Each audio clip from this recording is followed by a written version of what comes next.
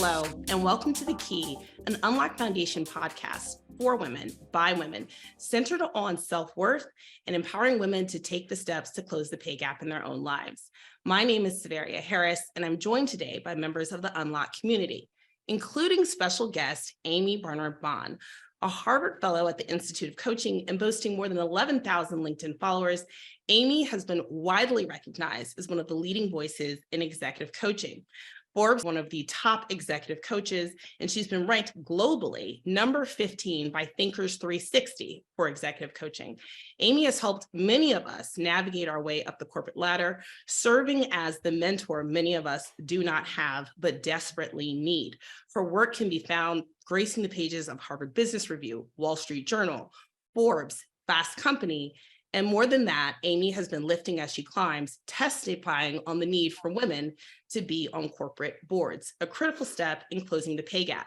In addition, Amii has shared her wisdom in a book, the Promotability Index Guidebook, which has been a best-selling piece on how to help us navigate our way into promotion. Amii, I'd like to thank you for being here today, talking with us on the topics of self-worth, networking, and closing the pay gap. Thank you. Thank you so much. Thank you. Ladies, please introduce yourselves. Hi, I'm Sonia, and I'm calling from Philadelphia, Pennsylvania. Hi, this is Lauren calling in from New York City. Hey, this is Rochelle, and I'm in Jersey. Thanks, ladies. So for podcast listeners, today is Friday. This is a happy Friday, and Amii has picked some very good topics for us to discuss. And so I'm going to just dive right in with the first question, which is an intimate one. The first question is, what belief were you taught that made it most challenging for you to see your self-worth? That was a great question. And I was taught that boys wouldn't like me because I was too bossy. And there were so many things wrong with that statement, but unpacking it a little, first of all, that I should want all boys to like me, impossible, right? Second, that male opinions matter the most in the world. And third, that having strong opinions makes you unlikable. So there's a lot to unpack here, but you get the idea. So that was my starting point. That's amazing. I was thinking more of along the lines of like, it wasn't a belief that I was taught, but it was just what I saw, I think. I think it was really reflective of like what my parents did for a living, what my grandparents did for a living. And everybody was very, much like, just take what you can get and be happy with it. Like that's really the goal, is like just, as long as you have a job, that's enough. So you never really saw anybody really striving for anything above and beyond what they thought the box that they fit in should be. And so that kind of like inherently taught me to like kind of like keep my expectations kind of low for like what I should really want for myself. And so it wasn't really anything I was taught, but it was just really an observation that I made. Mindset is so key. And here at Unlocked, we're all about sort of unlocking our minds. And so you talk about this belief that made it challenging to see your worth. What belief do you presently hold that has made it easier for you to see your worth? Over time, somehow I came out fighting despite having that, early kind of coding and messaging. And so what I've learned is that I determine my worth, that it has to come from within, that at a macro level, it's none of my business whether the people think of me. And whenever I start to go down that road, and I think that's a human thing to, be concerned about that sometimes, it's like, it's none of your business. So that my circle of concern needs to be very small in order for me to be happy. And I think for most people to be happy, there's really an inverse relationship between my happiness and the number of people whose opinions matter in my life. And I can train my mind to control that number. We started off sort of talking about this point around what men will think of you and what men will think of women who behave in a certain way. Obviously, the pay gap is a gender-based dynamic. Mm-hmm. What role do you think men have to play when it comes to closing the pay gap? Well, I think that men are critical to closing the pay gap. And luckily I have gotten along with a lot of them over my life, despite the early programming. Some of them have been my best mentors, really. I recently checked the data, and the sad news is that we all have a greater chance of having a boss named Dave than having a woman for a boss. So men are in control. And so therefore they're in the best position to help us out here and to make sure that we have equity and that they're getting the best talent. Because I know, ladies, we know that if they don't have us on their team, how are they going to compete, right? Collectively. So they need to ensure they have the best talent. And you do that by putting your money where your mouth is and compensating people equally for the same work. And you mentioned earlier, I testified for the Women on Boards laws, the first laws in the country that required boards to include women, which you wouldn't think we'd need a law, but we did. It was 18% of publicly traded Russell 3000 companies until we passed the law. And now it's around 23, 24.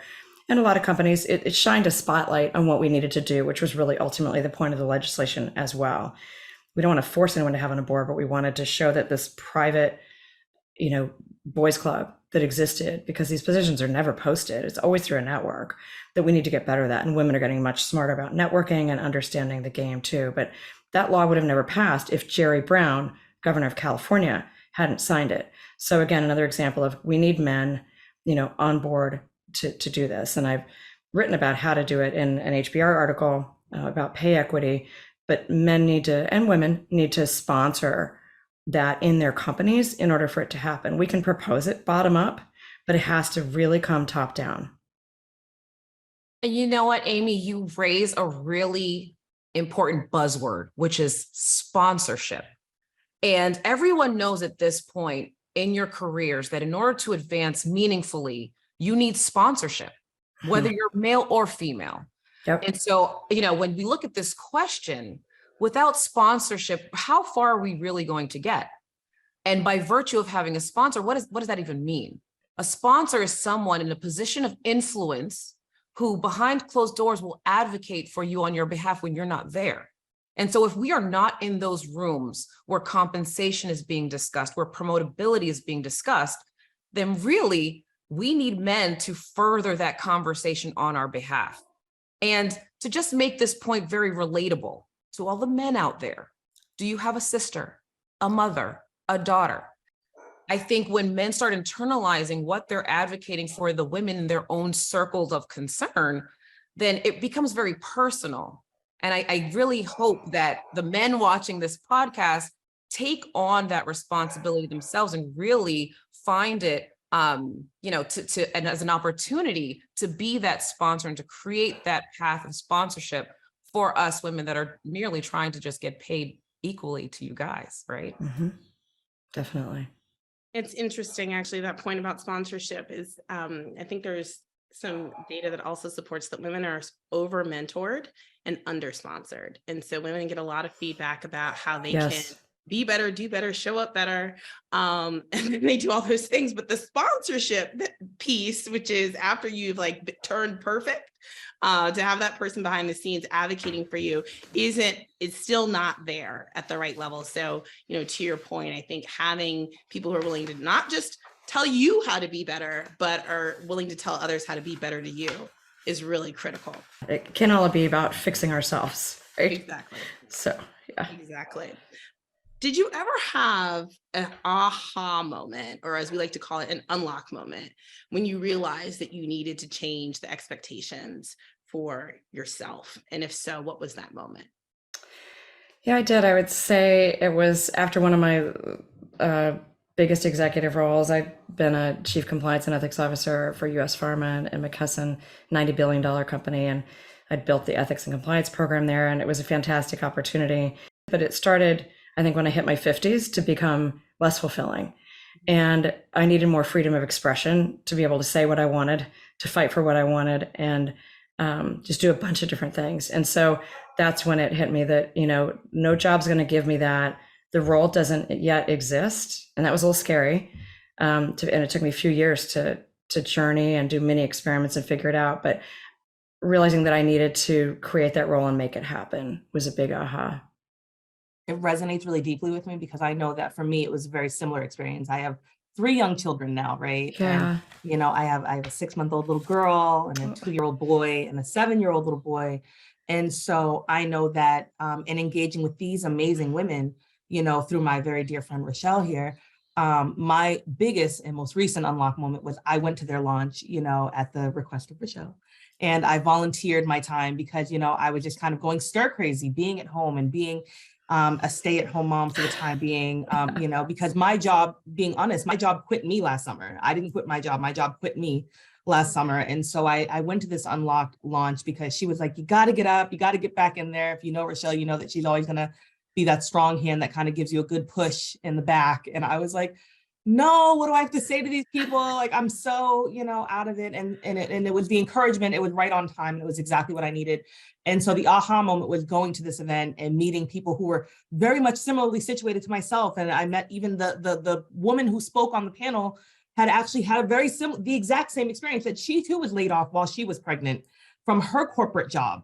And I mean, I'm over here feeling like I'm the onlyest one in the world. And it was like, no, you're not. This happens all of the time. And so through these dialogues and the conversations of that night and all of the unlocks that happened in my mind, that week I went home and I filed for my LLC. And so now, great, congratulations. Yeah. So now That's awesome. I have my consultancy that I'm really proud of, and I'm building it, and I'm still in the infancy of it. But it just was a really big unlock for me that like I needed to do something for myself. So like, even though I may get another corporate job, that's fine. I just know that I never wanted to be in the position where somebody could quit me again. And that was my biggest unlock, was like, I need to be unquittable and I need to be able to sustain and weather those storms. And so, you know, that was my big aha moment, and my biggest unlock was going and being around these lovely group of women. That's awesome. Yeah. Amii, what happened when you changed the expectations that you held for yourself in your life? It was a dissembling and then reassembling process. It was tough. There were some real caverns and dips, I'd say, in the change process, which you go, you know, the change curve. So it wasn't all fun and roses. I had some wonderful friends and my mom to get me through, thank goodness. It helps to talk to other people who've been through it as well. People were ahead of me, you know, on the entrepreneurial journey. But they can't tell you how to do it. You still have to move through it. It doesn't shorten the pain point. You just have to live through it. So I think ultimately what I would say now, from a position of strength, having gone through the valley, is I learned I'm not a commodity. I'm not playing on price. When you compete on price, it's a race to the bottom, right? And you're playing in the swamp. So I had to learn that it was okay, and that it might take me a while to be able to express exactly what I was doing. And people still get confused. Look, I'm a law partner at a law firm, and I'm an executive coach. And I also advocate for women's rights. So to me, it completely makes sense, because it's all about making the world a better place and inspiring change. But to the outside world, like, you know, you're in a niche if you're in a law firm, and how could you possibly do that and have any time to do anything else? And you must not be a good mom, or, you know, whatever. So, or have time to go take a 6-week sabbatical in Morocco like I just did. Well, I can, and I did. And so, you know, you just have to, again, I'll just say, I know women, you know, we worry about getting old, but this is a blessing of the 50s, if you, God willing, have good health, is that you can just say, screw it. I'm doing all these things, and if you don't understand, it's really not my problem. What's really interesting about that is I've talked to so many women, and in your story, Amii, what the thread is, it almost takes reaching your breaking point, unfortunately. True. That's true. That, yeah. Right. And it's like, I saw a meme where it was like a picture, and it's like, you don't know this version of me. I put the pieces back differently. And I love that, because that's the story. That's my story as well. I hit rock bottom. I mean, my internet network is called Phoenix Rising. Like, I went through some stuff, and I got to a point where I realized that I'm only going to be as good, and I'm only going to push myself as far as those around me. So my network needs to be aspirational. And once I started doing that, I stopped settling for comfort. I actually enjoy being uncomfortable. I love the soreness of growth. If I don't wake up sore, I didn't do it right. And striving that to embody that best version of myself every day. Now, granted, every day I'm not the best version of myself, let's be clear. But for that to be the goal, it almost sounds cliche, but things just start coming my way. And I can't even believe the things that I am getting myself into these days, things that I never dreamed I'd do. So I love that challenge, and I challenge all of our listeners to really think about the expectations that you're holding for yourself and whether or not those expectations are too low. And the other thing that's critical that I think you mentioned is in order to make a big shift, you often need to leave your network and actually not listen to some of the people closest to you, because there's this homeostasis that happens where they like you the way they are. We like predictability as humans, but if one of us needs to change, so going to weaker connections, second level connections, changing your network is actually critical to shifting your identity. And so as we continue to grow and shift, and I think that's the joy of having a well-lived life, right? Is there's not just one box we have to fit into. And I'm just so grateful for that and all the opportunities that we have as women, frankly, now. So yeah, more power to you. Sarah Jessica Parker actually had a quote that I wrote down once, and I really loved it. And she said, "Comfort is a beautiful prison." Yeah, that's great. Do you agree that when you shift, the world shifts around you as a result? Yeah, absolutely. It's one of the core rules of nature I think I believe in, because I think life is 10% what happens to you, and then it's 90% what am I going to do with that just happened. That's when your character either builds or folds, and you just have to, you figure out really who you are inside. And again, not always easy. But the only thing you can control sometimes is your thoughts, your feelings, your actions. You always have choice. That's the one thing I think people somehow get trapped when they feel like they have no choice. There's always a choice. You just have to reframe what's going on, right? And if we do this has a ripple effect, I think, throughout our personal universe. And so what you say yes to, how you set your boundaries, who do you spend your precious time and attention with, who do you choose for your inner circle? These are all critical factors that just impact the course of your life. And it's partly why I wrote the book, the Promotability Index. I wanted to give people a way to open up thinking about taking charge of their careers and about what's possible for them.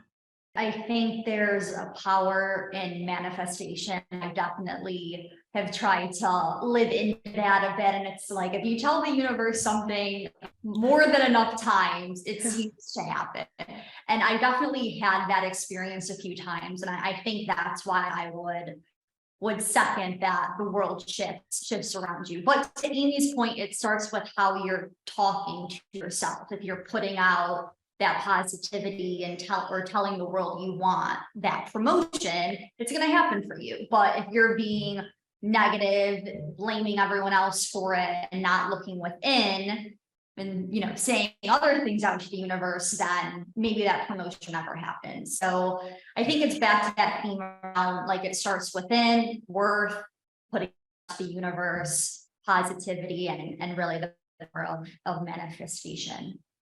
We can spend a lot of time wanting other people to change, and rightfully so, justifiably so. They have done something, they've committed an injustice, and we could devote all of our time and twice on Sunday to focusing on what they should be doing. But guess what?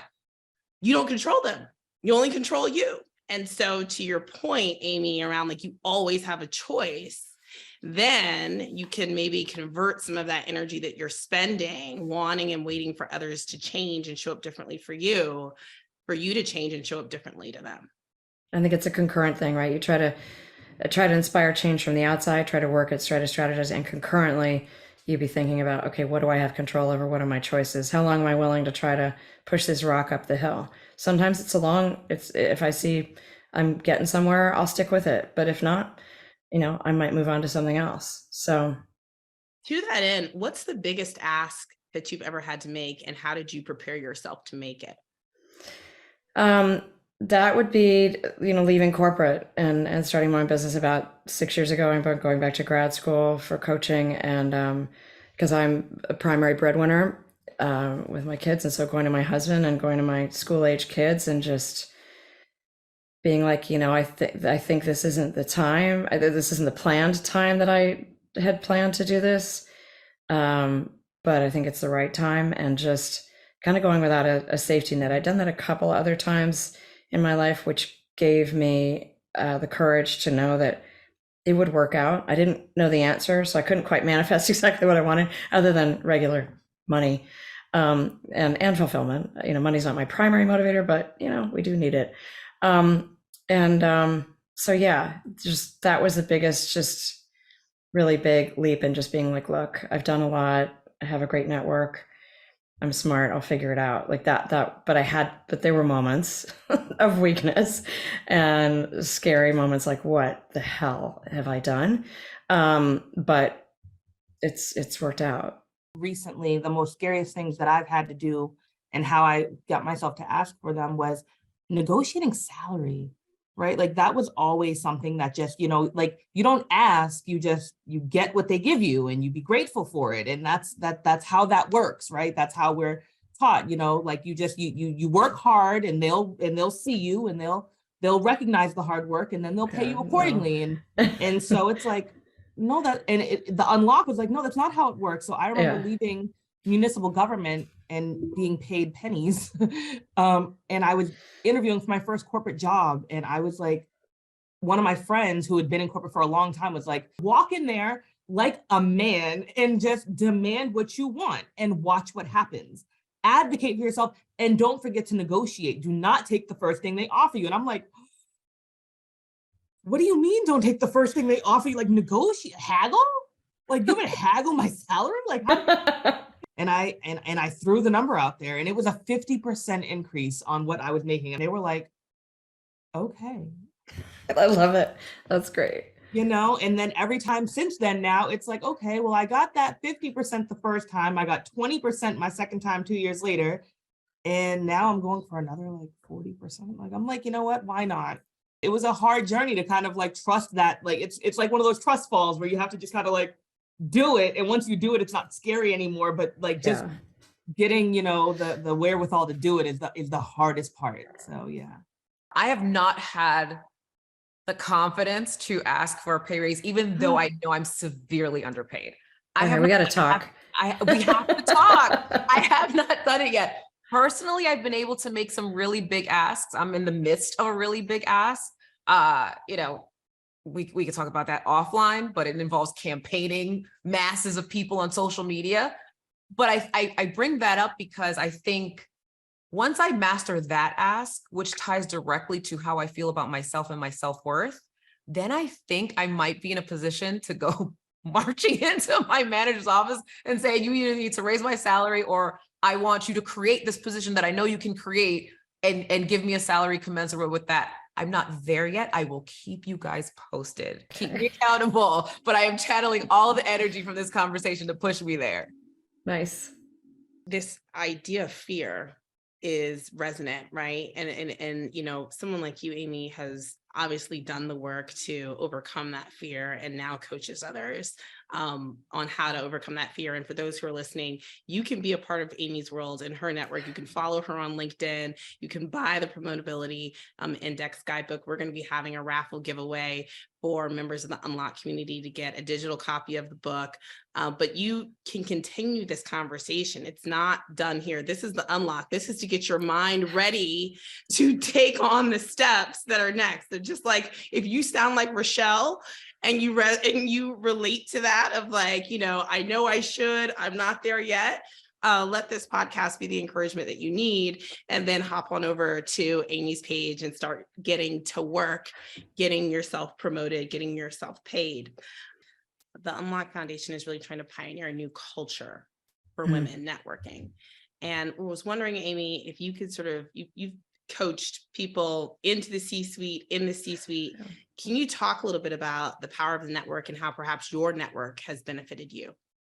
I'm grateful that I'm a ridiculous extrovert and I just am so curious about the world and about people. And I feel like there's always something interesting about people. I'm the kind of person who talks to the cab driver the entire ride. And, if I'm in a city on my own, I'll go, eat at the bar and talk to the bartender, and I learn so much. I mean, it's just, there's always something interesting to learn about stuff. And so I have a huge network, really diverse. It's one of the joys of my life. And I don't know, my network I'm in the Marshall Goldsmith group. They've been particularly powerful for me lately because many of them are way ahead of me on the entrepreneurial journey. They encouraged me to write my book because most of them are on their 5th or 9th or whatever Wall Street Journal bestseller. They've all done their TED Talks, which is on my list at some point. They're generous, they're kind, they're incredible speakers. So I've learned I'm always trying to be a better speaker because I do keynotes and things, coaching. They're just it's a very giving community. And Marshall right now is in his legacy years. He's giving everything away for free, everything, including teaching all of us all of his coaching methodologies. I mean, it's lovely to see that. I'm very grateful for my network. I invest in it every day, multiple times a day, and it gives me way more than I ever feed it. I mean, we could talk to you the rest of the afternoon. I'm interested in this workshop, how to build your network. So maybe that's something that we'll need to be offering our community. Yeah. Like join Amy's masterclass on how Sure. to network. It'd be fun. It'd be really fun. So we'll just finish with one last question only for you, Amy. And as you know, so much of what Unlocked is about starts with self-worth. And so we want to ask you what we ask all of our guests, which is what happens when everything in your life is a reflection of your self-worth? Yeah, it's a great centering question. I think you are content and confident, and you love yourself, and that shows up everywhere in your universe, and it inspires other people and to be their best and to be kind and to be powerful, and everything just connects. I mean, I've felt that way at different times in my life, and then I haven't. But I feel like all the work that I've done over the past several years is finally, coming together. I think it's a lifelong goal to feel that centeredness and that integration. And there are times where, because of other reasons or life interferes, that we can't always act consistent with who we want to be, whether it's and there are very noble reasons for that, whether it's earning a paycheck, right? Or having to work for a boss that's toxic until you can get another job. I've been there. So what I would say is, it's something to always be aspiring to, and people shouldn't beat themselves up about it, but it's a wonderful thing when you can bring it all together and have it happen. Thank you so much for your time today. In the Unlocked tradition, we like to raise a glass to you, whatever kind of glass you'd like to raise. Like to raise a toast to you, to our time today. This is one more step towards closing the pay gap. Thank you for helping us get promoted. Thank you for sharing your wisdom. Until next time, Amy, cheers. Cheers. Thank you.